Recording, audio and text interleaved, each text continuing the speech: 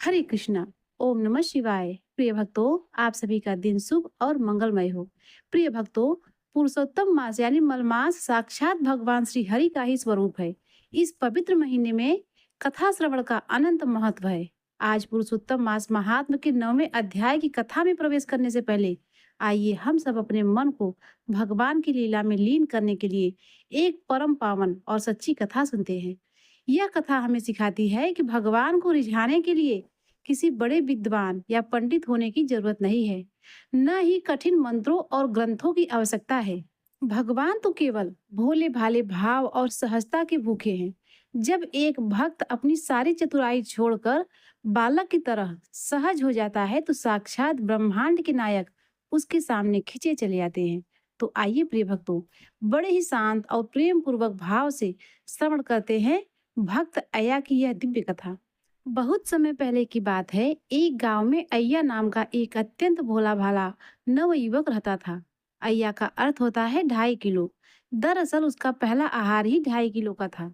जब वह तौल कर 2.5 किलो आटे की बाटी या रोटी पाता था, तब जाकर उसका पेट भरता था। माता पिता के स्वर्गवास के बाद अय्या अकेला रह गया। भला उसे रोज इतनी बड़ी रसोई कौन बना कर देता। भूखे और आश्रम की तलाश में वह एक साधु संतों के आश्रम में पहुंचा। वहां के महंत जी से प्रार्थना की कि महाराज, मुझे अपनी सेवा में रख लीजिए। महंत जी ने उसका नाम पूछा तो उसने कहा अय्या। महंत जी मुस्कुराए। यह कैसा नाम हुआ? वह बोला, गांव के लोग मुझे इसी नाम से पुकारते हैं, क्योंकि मेरा बाल भोग ही 2.5 किलो अन्न से शुरू होता है। महंत जी ने उसकी निश्चलता देखी तो कहा, यह भगवान का भंडारा है। यहाँ तुम्हें अन्न की कोई कमी नहीं होगी। तुम आश्रम की गायों को जंगल में चराने ले जाया करो। पर याद रहे, हमारा वैष्णव सिद्धांत है, बिना ठाकुर जी को भोग लगाए हमारे यहाँ कोई कुछ नहीं पाता। इसीलिए तुम रोज भंडारे से अमिनिया यानी कच्ची रसोई की सामग्री ले जाया करो और वन में स्वयं बनाकर पहले ठाकुर जी को अर्पण करना, फिर पाना। अय्या ने हाथ जोड़कर कहा, महाराज, मुझे तो भोग लगाने का कोई मंत्र या विधि नहीं आती। महंत जी ने सहज भाव से कह दिया, अरे भाई, जब रसोई तैयार हो जाए तो आंखें मूंद कर प्रेम से पुकार लेना, गुरुदेव के ठाकुर, आओ आओ और भोग लगाओ। बस प्रभु स्वीकार कर लेंगे। पहले दिन अय्या वन में गया, गायों को चराने छोड़ दिया और स्वयं उपले कंडे इकट्ठे करके आग जलाई। उसने 2.5 किलो आटे से सुंदर बाटी बनाई और साथ में आलू का भरता तैयार किया। जब सब तैयार हो गया तो उसने पत्तल सजाई और गुरु जी के वचनों को याद करके आंखें बंद की और सीधे साधे भाव से पुकारा, गुरुदेव के ठाकुर, आओ आओ भोग लगाओ। अद्भुत लीला हुई। बड़े बड़े ऋषि मुनि जो मंत्रों और यज्ञों से भगवान का आवाहन करते रह जाते हैं, वे प्रभु एक अनपढ़ भोले भाले चरवाहे की पुकार पर दौड़े चले आए। नवीन मेघ के समान श्याम वर्ण, कमल जैसी सुंदर आंखें वाले, हाथों में सारंग धनुष धारण किए साक्षात श्री राम जी प्रकट हो गए। अय्या ने जब कुछ आहट पाकर आंखें खोली तो सामने अलौकिक छवि खड़ी थी। उसने चकित होकर पूछा, आप कौन है? प्रभु ने मंद मुस्कुराकर कहा, तुमने ही तो पुकारा है, गुरुदेव के ठाकुर। मैं तुम्हारे गुरुदेव का वही ठाकुर हूँ। अय्या ने पूछा, आप सच में खाते भी हैं? प्रभु बोले, हाँ बिल्कुल खाता हूँ। तुम्हारे आलू के भरते और बाटी की सुगंध मुझे खींच लाई। अय्या संकोच में पड़ गया। उसने कहा, पर गुरुजी कहते हैं कि ठाकुर जी तो बस भाव देखते हैं, खाते नहीं। अगर आप सारा रख खा जाएंगे तो मैं 2.5 किलो पाता हूँ, मैं भूखा रह जाऊंगा। प्रभु ने विनोद करते हुए कहा, जब तुम 2.5 किलो पा सकते हो तो मैं तो 2.5 मन भी पा सकता हूँ। पर तुम चिंता मत करो, तुम अपनी आंखें मूंद लो, जैसे तुम्हारे गुरुजी भोग लगाते समय मूंदते हैं। अय्या ने आंखें बंद कर ली। जब उसने थोड़ी देर बाद आंखें खोल कर देखा तो प्रभु मुस्कुरा रहे थे और पत्तल साफ थी। भगवान उसकी सारी बाटी चट गए थे। अय्या ने रोनी सूरत बनाकर कहा, आज तो आपने मुझे भूखा ही रख दिया। प्रभु बोले, अरे आज एकादशी है, आश्रम में तो अन्न बनेगी नहीं, इसीलिए गुरु जी ने तुम्हें यहाँ भी, तुम मेरे लिए व्यवस्था बढ़ा लेना।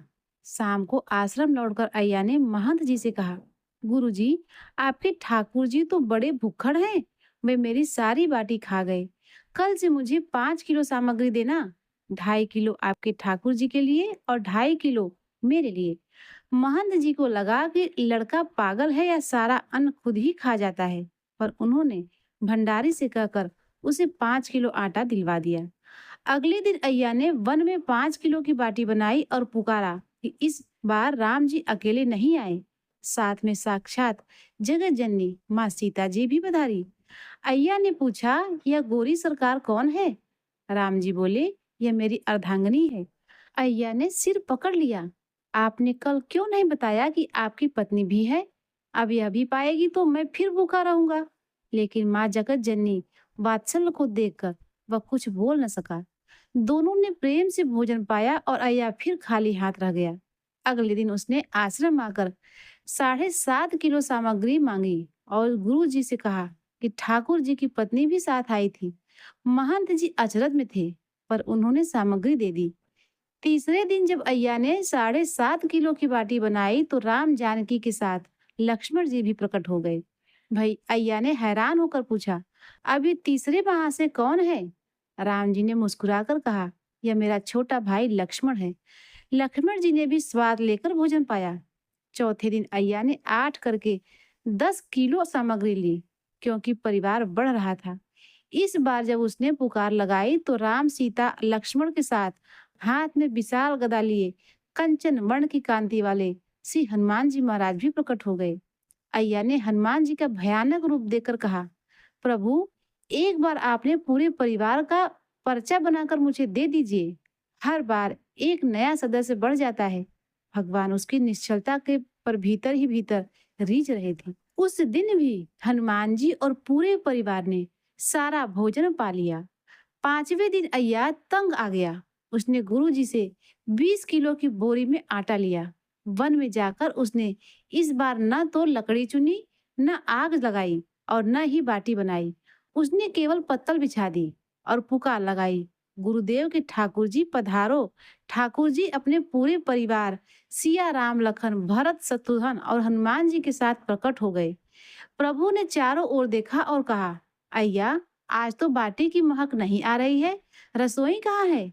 अय्या हाथ बाकर बैठ गया और बोला, प्रभु, इतने दिनों से मैंने अपने हाथों से बनाकर आपको खिलाया, आज मेरी हिम्मत नहीं है। आपके साथ आपकी पत्नी है, इतने सारे भाई हैं और यह गदाधारी सेवक भी है। आज आप लोग अपने हाथ से बनाओ और मुझे भी खिलाओ। भगवान ने माता सीता की ओर देखा। भक्त की इस विलक्षण आज्ञा को सुनकर प्रभु मुस्कुरा दिए। त्रैलोक्य के स्वामी भक्त के अधीन हो गए। भगवान के आदेश पर हनुमान जी ने लकड़ियां और उपले इकट्ठे किए। लक्ष्मण जी ने चूल्हा फूंककर आग जलाई और साक्षात जगदम्बा माँ जानकी अपने सुकोमल हाथों से बाटी बनाने लगी। धुएं से माँ की आंखों में आंसू आ रहे थे, पर उनके मुख पर भक्त के प्रति अगाध प्रेम था। अय्या ने देखा कि काम चालू हो गया है, तो वह बोला, आप लोग बनाओ, मैं जरा गायों को देखकर आता हूँ। अय्या वहां से सीधे दौड़ता हुआ आश्रम पहुंचा और महंत जी से बोला, गुरुदेव, आज मैंने आपके पूरे ठाकुर परिवार को फंसा लिया है। बड़े ठाकुर, छोटे ठाकुर, उनकी पत्नी, भाई और सेवक सब मिलकर वन में बाटी बना रहे हैं। आप जल्दी चलिए, आज हम सब उनके हाथ की बनी बाटी पाएंगे। महंत जी को विश्वास नहीं हुआ। वे सोचने लगे कि जिन पूर्ण ब्रह्म परमात्मा का ध्यान बड़े बड़े योगी मुनि करोड़ों जन्मों तक तपस्या करके भी नहीं कर पाते, वे इस सीधे साधे चरवाहे के लिए रसोई बना रहे हैं। लेकिन भगवान की करुणा पर संशय न करते हुए वे अय्या के साथ वन की ओर चल दिए। जैसे ही महंत जी उस स्थान पर पहुंचे, उनकी आंखें फटी की फटी रह गई। वहां का दृश्य अलौकिक था। साक्षात राम दरबार लगा हुआ था। लक्ष्मण भरत शत्रुघ्न सेवा के लीन थे। हनुमान जी पंखा झल रहे थे और माता सीता प्रेमवश रसोई परोसने की तैयारी कर रही थी। महंत जी प्रभु के चरणों में साष्टांग दंडवत हो गए और अश्रुपूर्ण नेत्रों से बोले, प्रभु, मुझे अपनी आंखों पर विश्वास नहीं हो रहा है। यह कैसी लीला है? भगवान श्री राम ने अत्यंत मधुर वाणी में कहा, हे महर्षि, जो ज्ञानी और विद्वान अपनी बुद्धि और तर्क से मुझे पकड़ना चाहते हैं, मैं उनकी पकड़ में कभी नहीं आता। लेकिन जो मन के सीधे, सच्चे और दीन होते हैं, उनके भोले भाव के सामने मैं अपनी सारी दिव्यता और महानता को भूल जाता हूँ। देखो, आज तुम्हारे इस सीधे साधे भक्त के प्रेम की खातिर मेरा पूरा परिवार यहाँ सेवा में लगा हुआ है। इसके बाद गुरु और शिष्य दोनों मिलकर प्रभु को परोसने के आनंद में डूब गए। जब प्रभु के परिकर ने भोजन पा लिया, तो दयामयी माँ जानकी ने अपनी कर कमलों से भगवान का उचित प्रसाद उस बालक अय्या को अपने हाथों से खिलाया। प्रसाद पाते ही अय्या के भीतर का सारा अज्ञान, त्रिगुण माया का मैल सदा के लिए नष्ट हो गया और उसे सच्चिदानंद रूप का साक्षात बोध हो गया। प्रिय भक्तों, यह कथा हमें सिखाती है कि भगवान केवल हृदय की निर्मलता देखते हैं। चतुरता छोड़कर जैसे ही हम बालक की तरह सहज हो जाते हैं, प्रभु हमारे जीवन में प्रकट हो जाते हैं। हमारे स्वामिनी श्री किशोरी जी और करुणाकर श्री हरि अत्यंत दयालु हैं।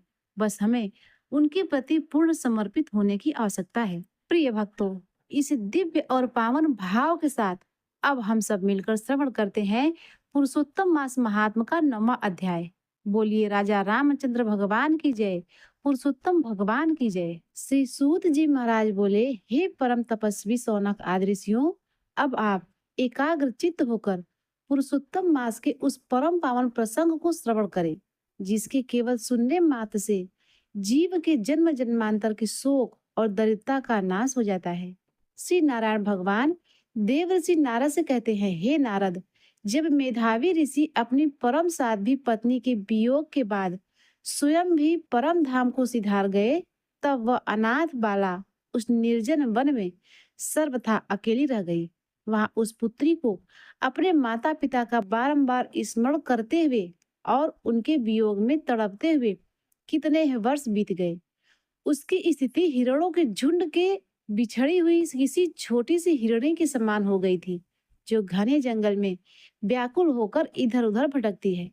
वह सुकुमारी उस शून्य और सूने आश्रम में बैठी रहती थी। उसका सुंदर मुख कुम्हला गया था। दिन रात उसके नेत्रों से आंसुओं की अविरत धारा बहती रहती थी। वह अपनी लंबी लंबी गर्म श्वासों को रोक रोक कर अत्यंत दीनहीन अवस्था में किसी तरह अपने प्राणों को धारण किए हुए जीवन यापन कर रही थी। माता पिता के बिना उस कन्या के लिए वह सुंदर तपोवन भी अब एक भयानक मरुस्थल के समान प्रतीत हो रहा था। उसी समय भगवान की ऐसी विचित्र लीला हुई कि उस परम पावन आश्रम में साक्षात महर्षि दुर्वासा का आगमन हुआ। महर्षि दुर्वासा का स्वरूप अनेक पवित्र तीर्थों के जल से भी भीगी हुई और सूर्य के समान तपस्वी तेज से चमकती हुई जटाओं से भूषित था। वे हाथ में कमंडू लिए साक्षात तपस्या की मूर्ति बने वहां पधारे। जब उस विलाप करती हुई कुमारी ने दूर से मुनि श्रेष्ठ को आते देखा, तो वह अपने शोक को भूलकर तुरंत खड़ी हो गई। उसने दौड़कर मुनि के चरणों में साष्टांग नमस्कार किया। माता पिता के दिए हुए संस्कारों के कारण वह विकट दुख में भी अतिथि सत्कार का धर्म नहीं भूली। वह परम आदर के साथ मुनि को अपनी कुटिया के भीतर ले आई। उसने बैठने के लिए कुशा का आसन दिया, फिर वन के कंद मूल फलों और नाना प्रकार के सुगंधित जंगली पुष्पों से मुनि का बड़े आदर से पूजन किया। पूजन करने के उपरांत वह अंजलि बांधकर अत्यंत विनय पूर्वक कांपते हुए स्वर में बोली, हे महाभाग, हे अत्रि गोत्र के दीप्तिमान सूर्य, हे मुनि श्रेष्ठ, आपको मेरा बारंबार नमस्कार है। आज मुझ परम अभागिन और अनाथ कन्या के इस सूने आश्रम में आप सरीखे त्रिकालदर्शी महात्माओं के साक्षात तीर्थ रूपी चरण पधारे हैं। मैं आज धन्य हो गई। आपकी चरण धूलि का स्पर्श पाकर आज मेरा यह अभागा जन्म सफल हो गया है। ऐसा कहकर वह सुकुमारी मुनि के सम्मुख सिर झुकाकर अत्यंत शांत भाव होकर बैठ गई। उस कन्या के इस परम पवित्र भाव, निश्चल सेवा और उत्तम संस्कारों को देखकर महर्षि दुर्वासा का उग्र स्वभाव भी अत्यंत कोमल हो गया। वे कुछ मंद मंद मुस्कुराए और बड़े ही वात्सल्य भाव से बोले, हे पुत्री, तू शोक मत कर। तूने अपने उत्तम आचरण से अपने पितृकुल का उद्धार कर दिया है। यह तेरे पिता मेधावी ऋषि के श्रेष्ठ और अखंड तप का ही फल है कि आज तेरे भीतर यह दिव्यता विद्यमान है। हे कल्याणी, मैं कैलाश पर्वत से भगवान शिव की वंदना करके केवल तेरा धर्मशील और तेरी निष्ठा जानने के लिए ही विशेष रूप से तेरे इस आश्रम में आया हूँ। यहाँ तेरे आतिथ्य से मुझे असीम संतोष हुआ है। अब यहाँ से मैं सनातन पुरुष भगवान नारायण मुनि के दर्शन करने के लिए शीघ्र ही बद्रिका आश्रम जा रहा हूँ। ऋषि के इस अमृतमयी वचनों को सुनकर उस बाला की आंखों से पुनः आंसुओं का सैलाब उमड़ पड़ा।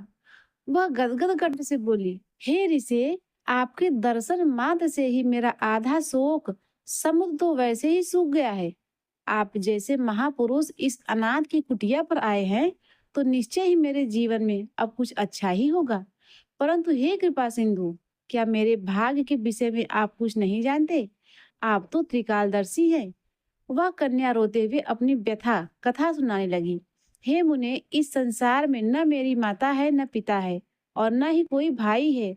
मेरा दुख के इस अगाध समुद्र से हाथ पकड़कर बचाने वाला कोई नहीं है।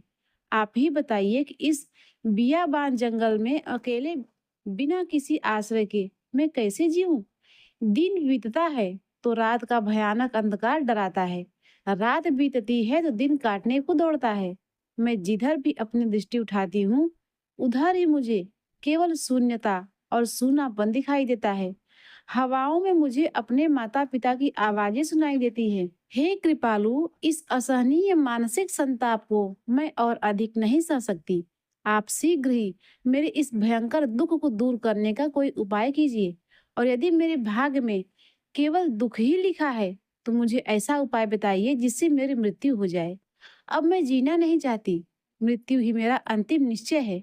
ऐसा कहकर वह अबोध वाला फूट फूट कर रोने लगी और मुनि के चरणों के आगे सिर रखकर बैठ गई। उसकी सिसकियों से पूरा आश्रम गूंज उठा।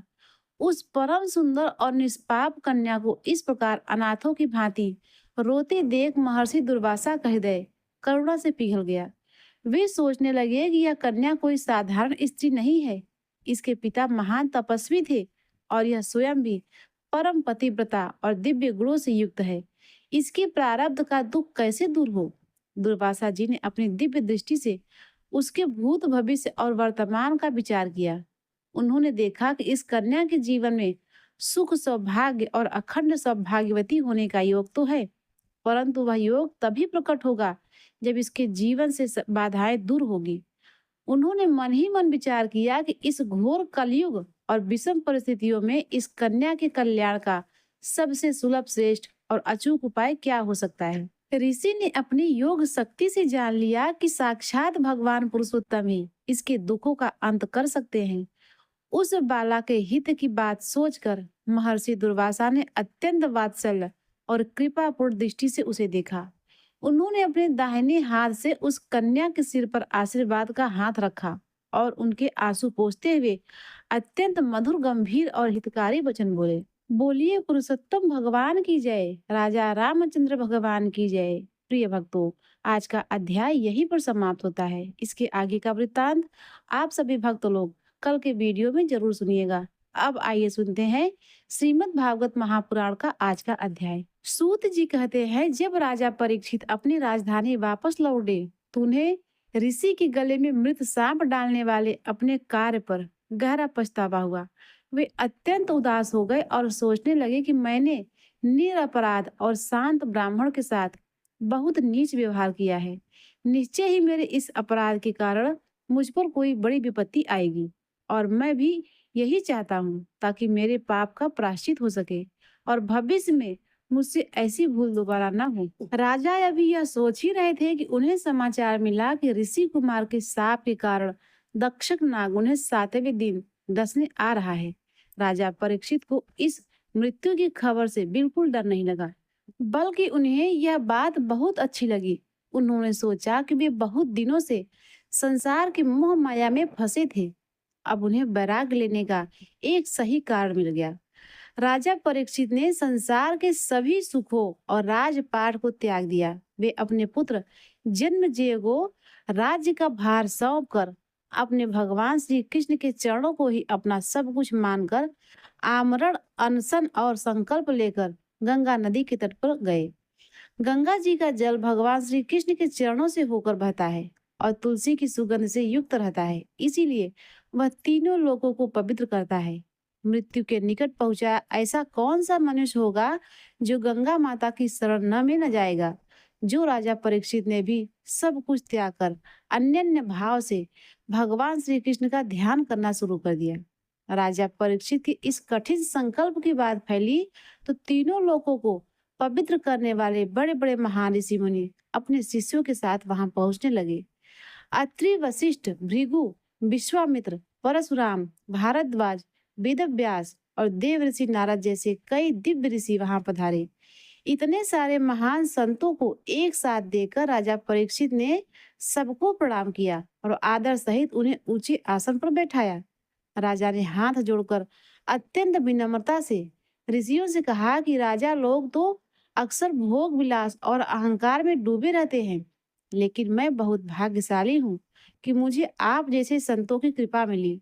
ब्राह्मण का एक शाप वास्तव में मुझ पर भगवान की कृपा है, क्योंकि इसी डर से मेरे भीतर सच्चा वैराग जागा है। अब मैंने अपना पूरा मन भगवान के चरणों में लगा दिया है। अब चाहे दक्षक नाग मुझे डसे या कोई और, मुझे इसकी चिंता नहीं है। आप सब कृपा करके मुझे भगवान की कथाएं सुनाएं। मेरी बस यही प्रार्थना है कि मुझे कर्मवश चाहे जिस योनि में जन्म लेना पड़े, पर भगवान श्री कृष्ण के चरणों में मेरा प्रेम बना रहे। राजा परीक्षित का ऐसा दृढ़ निश्चय देखकर आकाश से देवताओं ने फूल की वर्षा की और नगाड़े बजाए।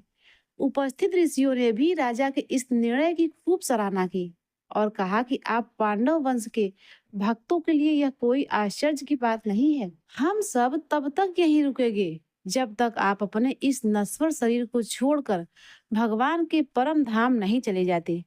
उसी समय वहां अपनी इच्छा से घूमने वाले व्यास जी के पुत्र परम ज्ञानी भगवान श्री सुखदेव जी महाराज प्रकट हुए।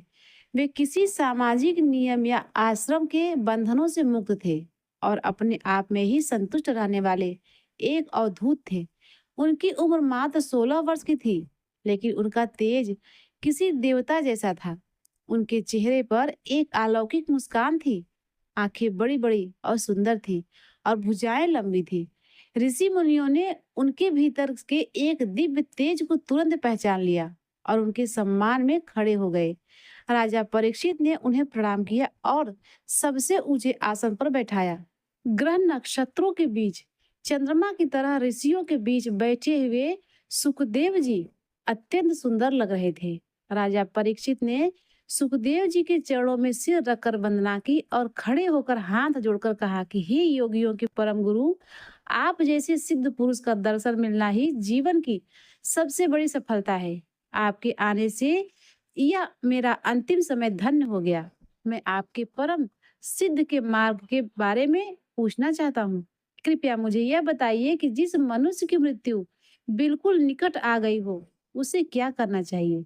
मनुष्य को किसका श्रवण करना चाहिए, किसका नाम जपना चाहिए, किसका स्मरण करना चाहिए और किसका त्याग करना चाहिए?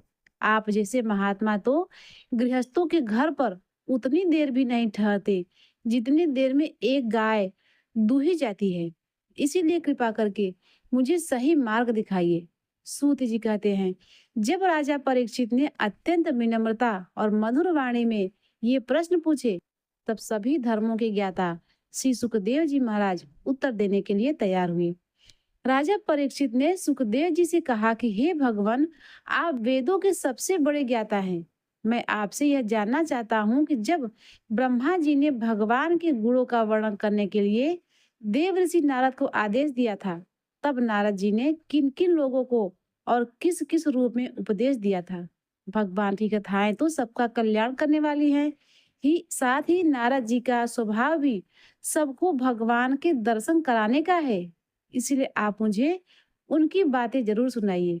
हे परम भाग्यशाली सुखदेव जी, आप मुझे ऐसा उपदेश दीजिए कि मैं अपने मन को संसार से हटाकर पूरी तरह भगवान श्री कृष्ण में लीन कर लूं और शांति से अपना शरीर छोड़ सकूं। जो लोग भगवान की लीलाओं को रोज श्रद्धा के साथ सुनते हैं और दूसरों को सुनाते हैं, उनके हृदय में बहुत ही कम समय में भगवान स्वयं प्रकट हो जाते हैं। भगवान श्री कृष्ण कानों के रास्ते अपने भक्तों के पवित्र हृदय में जाकर बैठ जाते हैं और उनके मन के सारे विकार और कमियों को वैसे ही साफ कर देते हैं जैसे शरद ऋतु आते ही पानी का गंदलापन दूर हो जाता है। जिसका हृदय एक बार साफ हो जाता है, वह श्री कृष्ण के चरणों को एक पल के लिए भी नहीं छोड़ता। ठीक वैसे ही जैसे रास्ते की सारी परेशानियों को झेल कर घर लौटा हुआ कोई यात्री फिर कभी अपना घर छोड़कर नहीं जाना चाहता। हे भगवान, इस जीव का पंचभूतों पृथ्वी, जल, अग्नि, वायु और आकाश से कोई सीधा संबंध नहीं है। फिर भी इसका यह शरीर पंचभूतों से ही बनता है। क्या ऐसा स्वभाव से ही होता है या इसके पीछे कोई खास कारण है? आप इस रहस्य को अच्छी तरह जानते हैं। आपने बताया कि भगवान की नाभि से वह कमल प्रकट हुआ जिसमें सभी लोगों की रचना हुई। जब ब्रह्मा जी उस नाभि कमल से पैदा हुए, तब वे भगवान की कृपा से ही उनके दिव्य रूप का दर्शन कर पाए थे। वे संसार की उत्पत्ति, पालन और पालन करने वाले परमात्मा अपनी माया को छोड़कर किस रूप में और कहाँ शयन विश्राम करते हैं? हे ब्राह्मण श्रेष्ठ, पहले आपने बताया था कि विराट पुरुष के अंगों से संसार और लोकपालों की रचना हुई, और फिर यह भी कहा कि संसार और लोकपाल ही उसके अंग हैं। इन दोनों बातों को असली मतलब क्या है? महाकल्प और इसके भीतर आने वाले छोटे कल्प कितने समय के होते हैं? भूत, भविष्य और वर्तमान काल का अंदाजा कैसे लगाया जा सकता है? क्या जीवों की आयु भी पहले से तय होती है? समय की सबसे छोटी गति और सबसे बड़ी गति जैसे वर्ष आदि को कैसे समझा जा सकता है? अलग अलग कर्मों के कारण जीवों को कैसी गतियां और योनियां मिलती हैं? देवता, मनुष्य और पशु आदि योनियां सत, रज और तम, इन तीनों गुणों के कारण ही मिलती है। इन योनियों को चाहने वाले जीव इन्हें पाने के लिए कौन कौन से कर्म करते हैं? पृथ्वी, पाताल, दिशाएं, आकाश, ग्रह, नक्षत्र, पर्वत, नदियां, समुद्र और द्वीप कैसे बनते हैं? ब्रह्मांड का आकार भीतर और बाहर से कितना बड़ा है? महापुरुषों के चरित्र, समाज के अलग अलग वर्ण, आश्रम और उनके नियमों के बारे में भी मुझे समझाइए। युग कितने प्रकार के होते हैं? उनका समय कितना होता है? और उनके अलग अलग धर्म क्या हैं? भगवान के अलग अलग अवतारों की अद्भुत कहानियां भी मुझे सुनाइए। मनुष्यों के सामान्य और विशेष कर्तव्य कौन से हैं? राजाओं के और विपत्ति में फंसे लोगों के क्या धर्म होते हैं? सृष्टि के मूल तत्व कितने हैं? उनके लक्षण क्या है? और भगवान की पूजा तथा योग की विधि क्या है? योगियों को कौन कौन सी सिद्धियां मिलती है और अंत में वे किस गति को पाते हैं? वेदों, उपवेदों, धर्मशास्त्रों, इतिहास और पुराणों का असली मतलब क्या है? सभी प्राणियों का जन्म, जीवन और विनाश कैसे होता है? कुएं, बावड़ी खुदवाने जैसे सामाजिक कार्य और यज्ञ अनुष्ठान जैसे वैदिक कार्यों की क्या विधि है? प्रलय के समय जो जीवन प्रकृति में समा जाते हैं, वे दोबारा कैसे पैदा होते हैं? संसार में पाखंड की शुरुआत कैसे होती है? आत्मा के बंधन और मोक्ष का क्या स्वरूप है? भगवान तो पूरी तरह स्वतंत्र है, फिर वे अपनी माया से सृष्टि की रचना कैसे करते हैं और फिर इससे अलग होकर गवाह के तरह शांत कैसे हो जाते हैं? हे महामुने, मैं यह सब आपसे पूछ रहा हूँ और आपकी शरण में हूँ। कृपा करके मुझे इन सब बातों का सही उत्तर दीजिए। इस विषय में आप स्वयं ब्रह्मा जी के समान ही प्रामाणिक हैं, क्योंकि बाकी लोग तो केवल सुनी सुनाई बातों पर ही चलते हैं। हे ब्राह्मण, आप मेरी भूख और प्यास की चिंता बिल्कुल न करें। मेरे प्राण उस तपस्वी ब्राह्मण के साप के अलावा और किसी कारण से नहीं निकल सकते, क्योंकि मैं आपके मुख से निकलने वाली भगवान की अमृत जैसी कथाओं का रसपान कर रहा हूँ।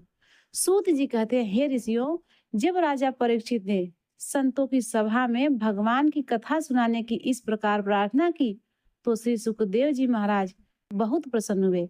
उन्होंने राजा परीक्षित को वही वेद के समान पवित्र श्रीमद् भागवत महापुराण सुनाया, जिसे सृष्टि की शुरुआत में स्वयं भगवान ने ब्रह्मा जी को सुनाया था।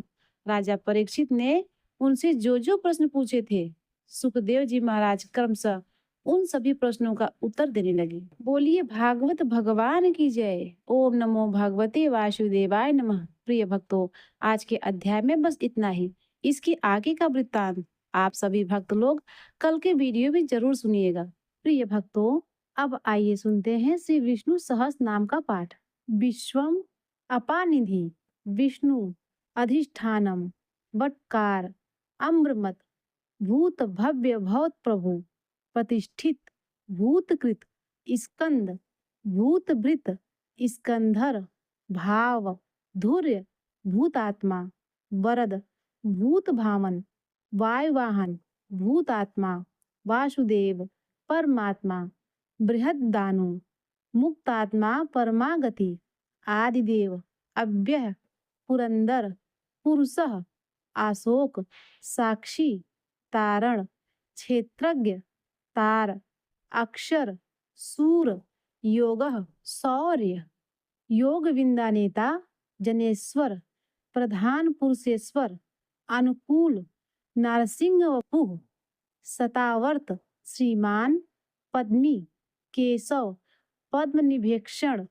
पुरुषोत्तम पद्मनाभ सर्व अरविंदाक्ष सर्व पद्मगर्भ शिव शरीरभृत स्थाणु महारदी भूतादि रिद्ध नितिरव्यम वृद्धात्मा संभव महाक्ष भावन गरुड़ध्वज भर्ता अतुल प्रभव सरभ प्रभु भीम ईश्वर समयज्ञ स्वयंभू हरिहर शंभु सर्वलक्षण लक्षण आदित्य लक्ष्मीवान पुष्कराक्ष समितिजय महास्वन विक्षर अनाधिनिधन रोहित धाता मार्ग विधाता हेतु धारुत्तम दामोदर अप्रेमेय सह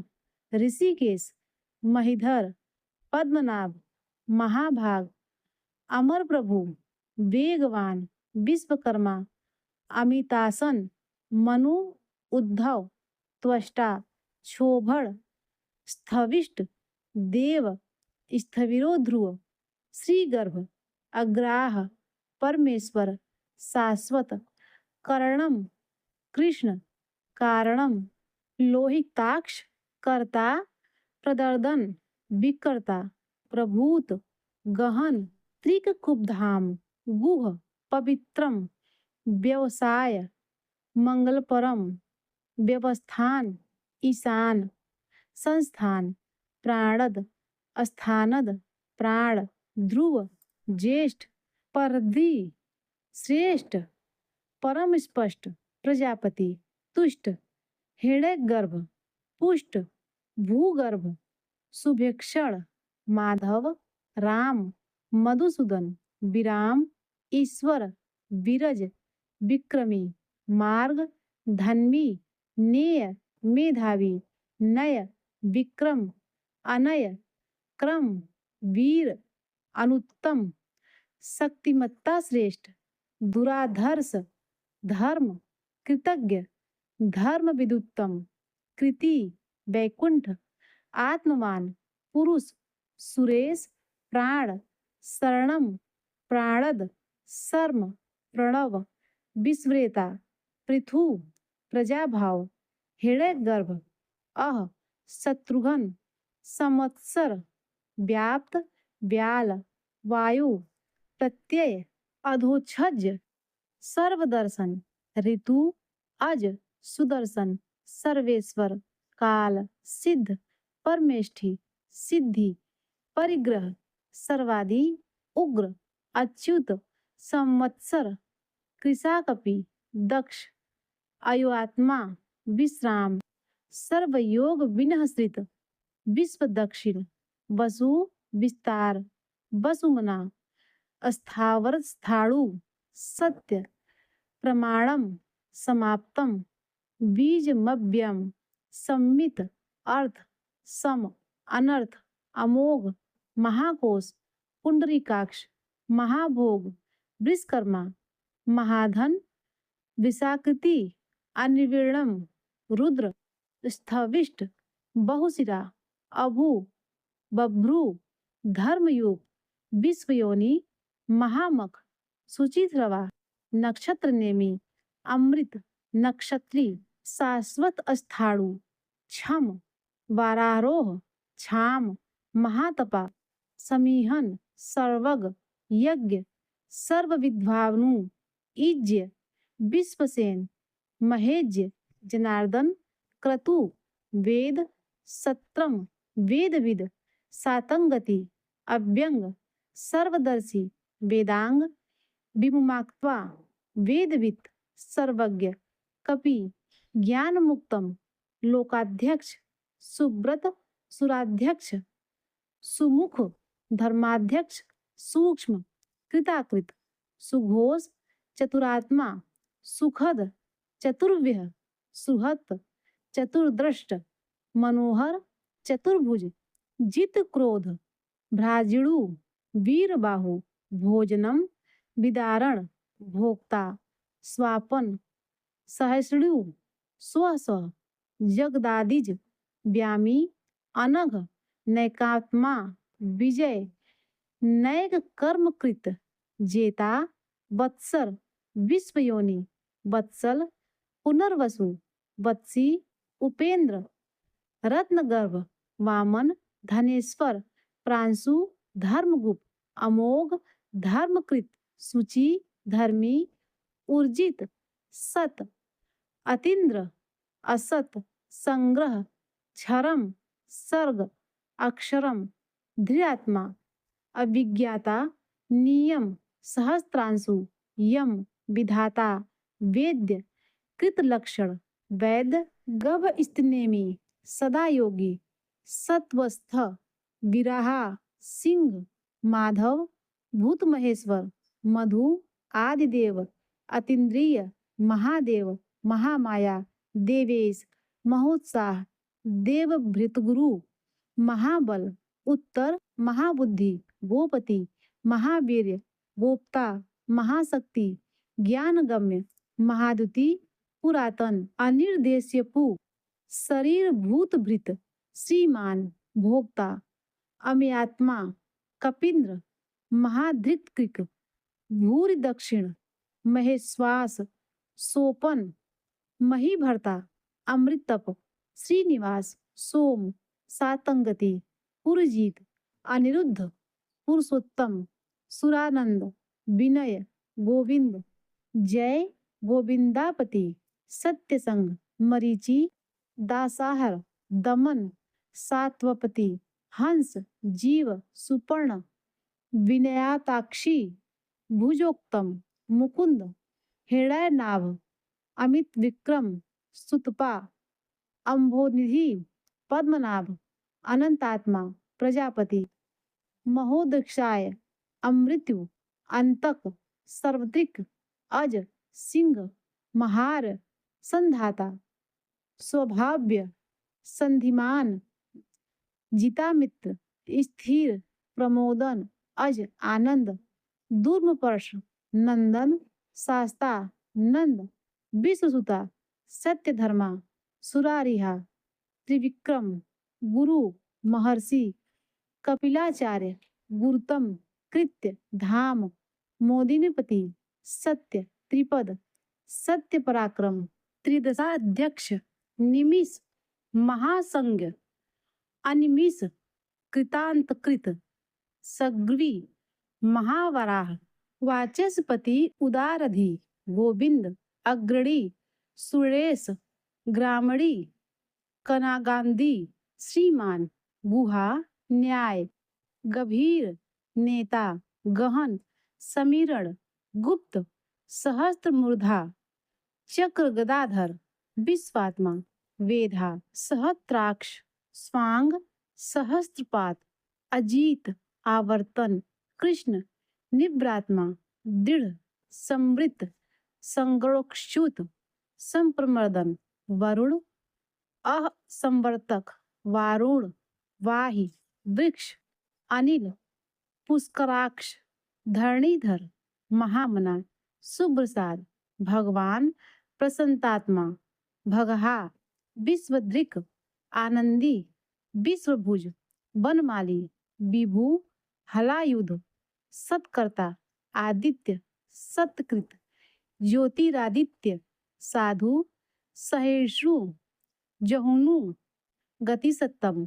नारायण सुंधवा नर खड्ग परशु असंख्येय दारुण अप्रेमात्मा द्रविड़ात्प्रद विशिष्ट दिव स्पृक विशीकृत सर्वदिग्व्यास सूचि वाचस्पति योजना सिद्धार्थ त्रिसामा सिद्ध संकल्प सामग सिद्धिद साम सिद्ध साधन निर्वाणम बृहाई वेशजः वृषभ विशक विष्णु संन्यासकृत वृषपर्वा सम वृषोदर शांत वर्धन निष्ठा वर्धमान शांति विविक्त परायणम श्रुतिसागर शुभांग सुभुज शांतिद धुरधर सृष्टा वाग्मी कुमुद महेंद्र कुवलेशय वसुद गोहित वसु गोपति नैक रूप गोप्ता बृहद्रूप वृषभाक्ष विपिष्ट वृषप्रिय प्रकाशन अनिवर्ती ओजस तेजो द्युतिधर निर्दात्मा प्रकाशात्मा संक्षेपता प्रपादन क्षेमकृत हृद शिव स्पाटक्षर श्रीवत्सवक्षा मंत्र श्रीवास चंद्रासु श्रीपति भास्कर दुति श्रीमांतावर अमृत शुद्धव श्रीद भानु श्रीस ससबिंदु श्रीनिवास सुरेश श्रीनिधि औषधम श्री विभावन जगसेतु श्रीधर सत्य धर्म पराक्रम श्रीकर भूत भव्य भवनाथ श्रेय भवन पवन श्रीमान पावन लोकत्रयाश्रय अनल स्वच्छ कमहा स्वंग कामकृत सतानंद कांत नंदी काम ज्योतिर्गणेश्वर कामप्रद बीजात्मा प्रभु अविध्यात्मा युगादितकृत सत्कीर्ति युगावर्त छिन्न संयम नैकमान उदीर्ण महासन सर्वतक्षु अदृश्य अनीस व्यक्त रूप शाश्वत स्थिर सहस्त्रजीत भूषण अनंतजीत भूषण इष्ट भूति अभिष्ट विशोक विशिष्ट शोकनाशक शिखंडी अर्चमान नहुस अर्चित वृष कुंभ क्रोधहा विश्वात्मा क्रोधकृतकर्ता विशोधन विश्वबाहु अनिरुद्ध महीधर अपतीरथ अच्युत प्रद्युम्न प्रथित अमित विक्रम प्राण काल नेमि निहा प्राणद वीर वासवानुज सौरी वाजसन सूरजनेश्वर श्रृंगी त्रिलोकात्मा जयंत्र त्रिलोकेश सर्वविजयी केशव सुवर्ण बिंदु केसिहा अक्षोभ्य हरि सर्ववागीश्वरेश्वर कामदेव महाहर्द कामपाल महागर्त कामी महाभूत कांत महानिधि कृतागम कुमुद अनिदेश्यपु कुंदर विष्णु कुंद वीर परजन्य अनंत पावन धनंजय अनिल ब्रह्मांड अमृतांश ब्रह्मकृत अमृतवपु ब्रह्मा सर्वज्ञ ब्रह्म सर्वतोमुख ब्रह्म विवर्धन सुलभ ब्रह्मविद सुब्रत ब्राह्मण सिद्ध ब्रह्मी शत्रुजीत ब्रह्मज्ञ शत्रुतापन ब्राह्मण प्रिय न्याय क्रोध महाक्रम उदुम्बर महाकर्मा अश्वत्थ महातेजा चारु रांध्र निपुषूदन महोरग सहस्त्राष्टी महाक्रतु सप्तजिह महायज्वा सप्तैधा महायज्ञ सप्तवाहन महाहवि अमूर्ति स्तव्य अनघ स्तवप्रिय अचिंतन्य स्त्रोतम भयकृत स्तुति भयनाशक स्तोता अणु रणप्रिय बृहद पूर्ण कृष पुरैता स्थूल पुण्य गुणभृत पुण्य कीर्ति निर्गुण अनामय महान, मनोजय, अघृत, तीर्थकर, स्वघृत, वसुरेता, स्वास्य, वसुप्रद, प्रांगवस, वसुप्रद, व वंशवर्धन, वासुदेव, भारप्रीत, वसु, कथित, वसुमना, योगी, हवि, योगीश, सद्गति, सर्वकामद, सत्यकृति, आश्रम, सत्ता, श्रमण, सद्भुति, क्षाम, सत्यपरायण, सुपर्ण, सूरसेन, वायुवाहन, यदुश्रेष्ठ, धनुर्धर, सन्निवास, धनुर्वेद, सुयामुनि, दंड, भूतावास, दमयिता, वासुदेव, दम, सर्वानुलियन, अपराजित, अनल, सर्वसह, दर्पाः, नियंता, दर्पद, अनियम, तृप्त, अयम, धुर्धर, सत्यवान, अपराजित, सात्विक, विश्वमूर्ति, सत्य, महामूर्ति, सत्य धर्मपरायण, दीप्त मूर्ति, अभिप्राय, अमूर्तिमान, प्रिहार, अनेक मूर्ति, हर, अव्यक्त, प्रियकृत, सतमूर्ति, प्रीतिवर्धन, सनातन, विहाय सगति, एक, ज्योति, नैक, सुरुचि, सव, हतबुक, कह, विभु, किंग, रवि, यत, विरोचन, तत्, सूर्य, पद्मानुत्तम, सविता, लोकबंधु, रविलोचन, लोकनाथ, अनंत, माधव, हतभुक, भक्तवत्सल, भोक्ता, सुवर्णवर्ण, सुखद, हेमांग, नैकज, वारांग, अग्रज, चंदनागंधी, अनिविड़, विरहा, सदा महर्षि, विषम, लोकाधिष्ठानाम, शून्य, अद्भुत, घृतासी, सनातन, अचल, सनातनम, चल, कपिल, अमानी, कपि, मादन, अव्यय, मान्य, स्वतित, लोकस्वामी, स्वस्तिकृत, त्रिलोकधृक, स्वस्ति, सुमेधा, स्वस्ति भुक, मेधज, स्वस्ति दक्षिण, धन्य, और औरौद्र, सत्यमेघा, कुंडली, धराधर, चक्री, तेजोवृष, जन्म मृत्यु, जरातिग, द्युतिधर, भूर्भ, स्वतरु, सर्वसत्र, भीतांबर, तार, प्रग्रह, सविता, निग्रह, प्रपितामह, व्यग्र, यज्ञ, नैसगृंग, यज्ञपति, गदाग्रज,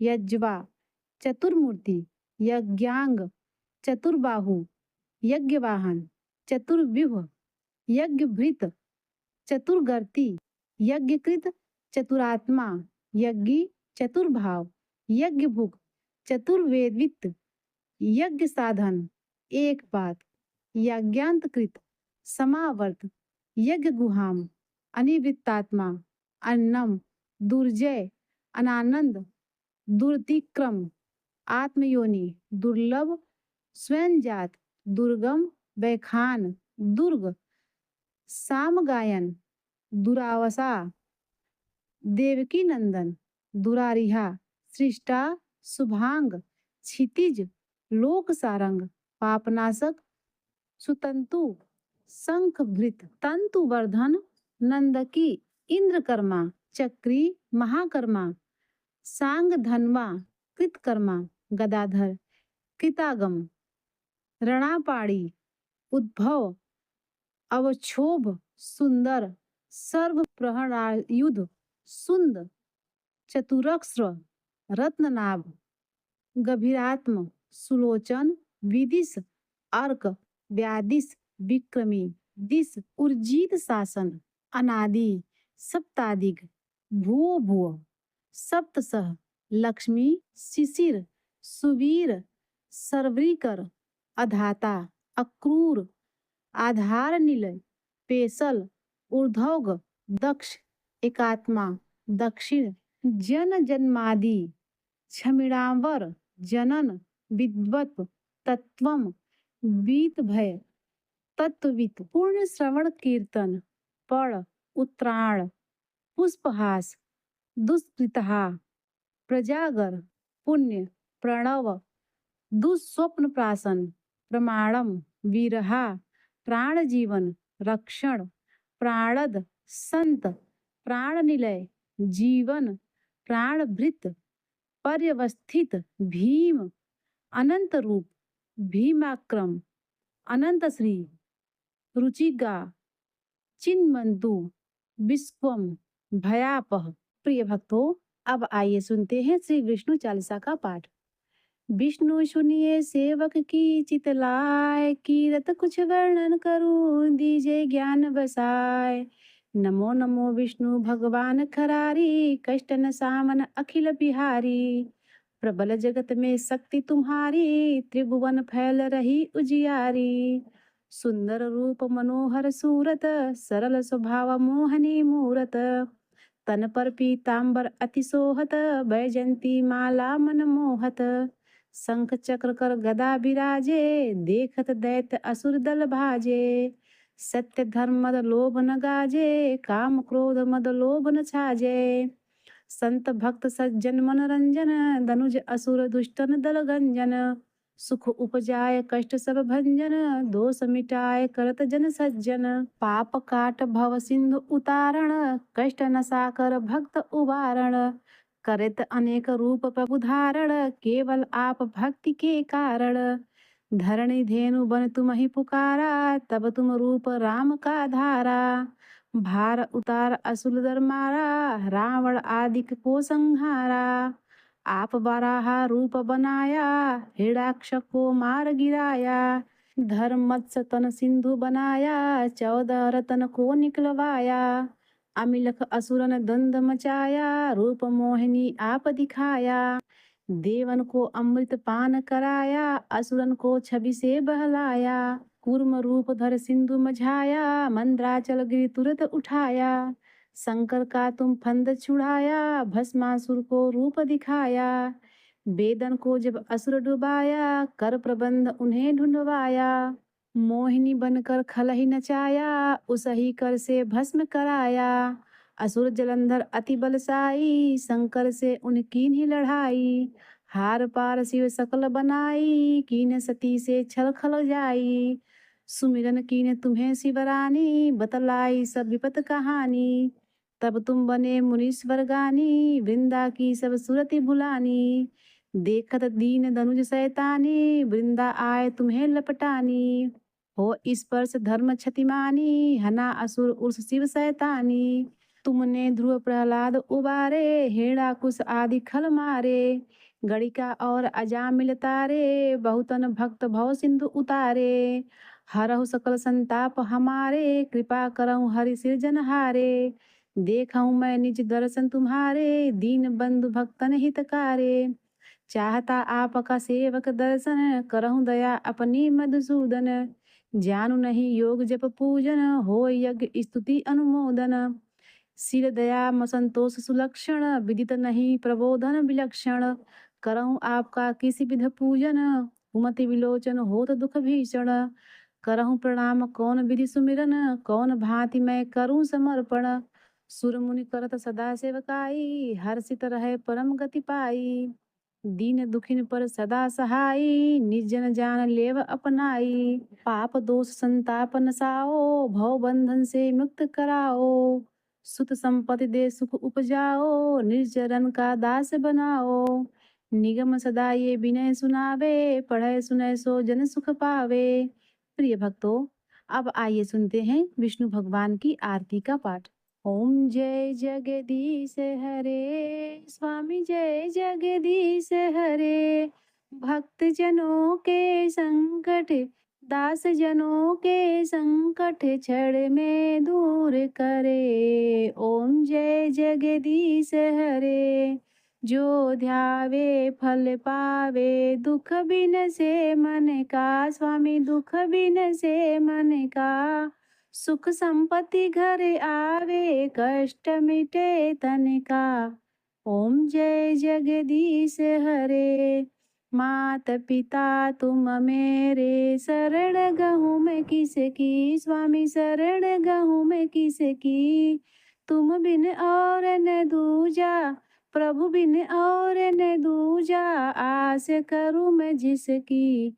ओम जय जगदीश हरे, तुम पूर्ण परमात्मा, तुम अंतर्यामी, स्वामी तुम अंतर्यामी। पार ब्रह्म परमेश्वर, पार ब्रह्म परमेश्वर, तुम सबके स्वामी। ओम जय जगदीश हरे, तुम करुणा के सागर, तुम पालन करता, स्वामी तुम पालन करता। मैं मूर्ख खल कामी, मैं सेवक तुम स्वामी, कृपा करो भरता। ओम जय जगदीश हरे, तुम हो एक अगोचर, सबके प्राणपति, स्वामी सबके प्राणपति। किस विध मिलूं दया में, किस विध मिलूं दया में, तुमको मैं कुमति। ओम जय जगदीश हरे, दीन बंधु दुख हरता, तुम ठाकुर मेरे, प्रभु तुम रक्षक मेरे। अपने हाथ उठाओ, अपने शरण लगाओ, द्वार पड़ा तेरे। ओम जय जगदीश हरे, विषय विकार मिटाओ, पाप हरो देवा, स्वामी कष्ट हरो देवा। श्रद्धा भक्ति बढ़ाओ, श्रद्धा भक्ति बढ़ाओ, संतन की सेवा। ओम जय जगदीश हरे, ओम जय जगदीश हरे, स्वामी जय जगदीश हरे। भक्त जनों के संकट, दास जनों के संकट, क्षण में दूर करे। ओम जय जगदीश हरे। प्रिय भक्तों, अब आइए अंत में भगवान विष्णु से अपनी गलतियों के लिए क्षमा प्रार्थना कर लेते हैं। क्योंकि हम मनुष्य हैं, अगर हम चाहें कि हमसे कोई गलती नहीं हो रही है, फिर भी कुछ न कुछ हमसे त्रुटियां जरूर हो जाती है। जाने में अनजाने में हमसे गलतियां जरूर होती हैं, लेकिन यदि हम सच्चे मन से प्रभु से क्षमा प्रार्थना करके उनकी शरण में जाते हैं, तो प्रभु तो दयावान है, वो अपने भक्तों को झट से क्षमा कर देते हैं। बस हमें चाहिए कि सच्चे मन से प्रभु की शरण में चले जाएं और उनसे अपनी गलतियों के लिए क्षमा मांग ले। तो चलिए प्रिय भक्तों, कथा के अंत में हम सभी मिलकर भगवान विष्णु से क्षमा प्रार्थना करते हैं। हे सच्चिदानंद परम करुणामय भगवान विष्णु, हे लक्ष्मी नारायण भगवान, आप सबके अंतःकरण में वास करने वाले सर्वज्ञ, सर्वशक्तिमान और अत्यंत दयालु हैं। मैं आपकी इस अज्ञानमय बालिका ने जीवन के पथ पर चलते हुए अनगिनत बार अपने विचारों, वचनों और कर्मों से जाने अनजाने पाप त्रुटियां और अपराध किए हैं। हे प्रभु, कभी किसी के साथ कटु व्यवहार किया, कभी अहंकार में कुछ ऐसा बोल गई जो आपकी मर्यादा के विरुद्ध था, कभी क्रोध आया, कभी मोह ने भरमाया और कभी लोभ ने मुझे आपके पद से डगमगाया। परंतु प्रभु, आप तो क्षमाशील हैं। आप तो उसी को उठाते हैं जो गिर जाता हो, उसी को थामते हैं जो भटक गया हो। हे श्री हरि, मैं स्वीकार करती हूँ कि मेरी बुद्धि संकीर्णीय है, मन चंचल है, इंद्रियां आकर्षों में बहक जाती है, परंतु मेरा हृदय बार बार आपके श्री चरणों की ओर ही लौट आता है। हे प्रभु, मैं आपकी शरण में हूँ। आपके बिना मेरा कोई सहारा नहीं है, कोई गति नहीं है। मुझ में यदि कोई गुण है तो वह आपके चरणों की भक्ति है। मुझ में यदि कोई शक्ति है तो वह आपके नाम का स्मरण है। आपकी कृपा के बिना मैं कुछ नहीं कर सकती। इसीलिए हे करुणा सिंधु, कृपया मुझ पर दृष्टि डालिए, मेरे समस्त पापों को क्षमा कर दीजिए, मुझे अपनी भक्ति में दृढ़ बनाइए और अपने प्रेम में बांध लीजिए। मैं न योग जानती हूँ, न यज्ञ, न तप, न व्रत। मैं तो केवल एक बात जानती हूँ कि आप मेरे हैं और मैं आपकी हूँ। यही संबंध मेरी आत्मा की अंतिम पहचान है। सभी लोग प्रेम से बोलिए, श्री कृष्ण भगवान की जय, श्री विष्णु भगवान की जय। ओम नमः शिवाय।